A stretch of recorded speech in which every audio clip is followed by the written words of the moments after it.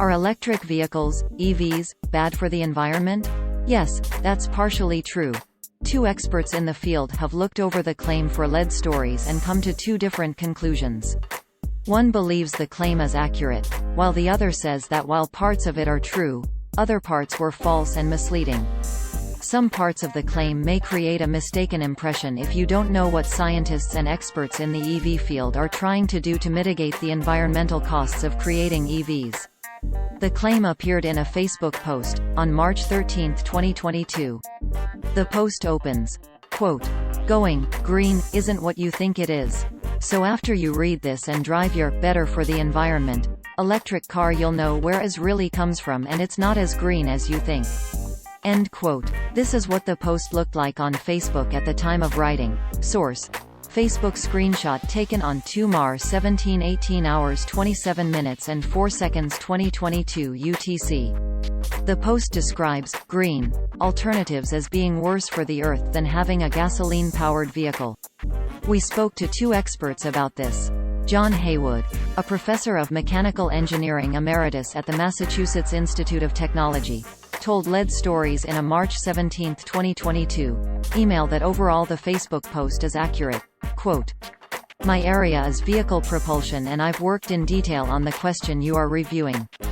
Currently, the average U.S. automobile's greenhouse gas emissions on a full life cycle analysis basis includes resource extraction and production, vehicle and propulsion system manufacture, production of the fuel used, chemical energy in the fuel used driving, allowing for vehicle material recycling at end of life, in grams of CO2 per mile, is about half that of a gasoline engine equivalent vehicle.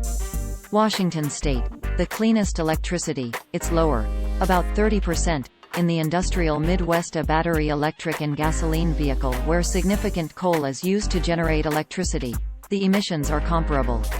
Also, the extraction of the special elements now essential for automobile batteries create other hazards, some environmental." End quote. Jeremy McCulloch, director of the Carnegie Mellon Vehicle Electrification Group, in a March 17, 2022, email, broke down the post to respond to each part of the claim separately. Some of the following are direct quotes from the Facebook post. Others have been shortened for brevity. Claim: batteries store electricity produced elsewhere, primarily by coal, uranium, natural gas-powered plants, or diesel-fueled generators. So, to say an EV is a zero-emission vehicle is not at all valid. Quote, "This is true." End quote. Claim: since 40% of the electricity generated in the U.S. is from coal-fired plants, 40% of the EVs on the road are coal-powered. Quote, "This is incorrect for a couple of reasons, but the main point has some truth. First, in 2021 coal was 22% of generation, not 40%. Second, if coal is X% of generation, it does not follow that coal is X% of EV charging. It depends what time EVs charge and which plants respond to changes in load. We've written a lot about this. However, it is fair to say that a lot of EV charging electricity comes from coal, both in the US and internationally." End quote. Claim: Einstein's formula, E equals mc2, tells us it takes the same amount of energy to move a 5,000-pound gasoline-driven automobile a mile as it does an electric one. The only question again is what produces the power. To reiterate, it does not come from the battery. The battery is only the storage device. Quote, "This statement is confused. EMC2 is not relevant to this question. It is true that moving a 5,000-pound truck takes the same amount of energy regardless of the power source, but it really matters how efficiently each energy source can be converted into motion. Most energy in gasoline is lost to heat in combustion, whereas most energy stored in batteries is converted to vehicle motion." End quote. Claim: there are two orders of batteries, rechargeable, and single-use. The most common single-use batteries are A, AA, AAA, C, D9V and lantern types. Those dry cell species use zinc, manganese, lithium, silver oxide, or zinc and carbon to store electricity chemically.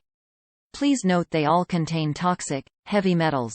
Quote, "Okay, but single-use batteries, they are called primary batteries, are not relevant for vehicle applications."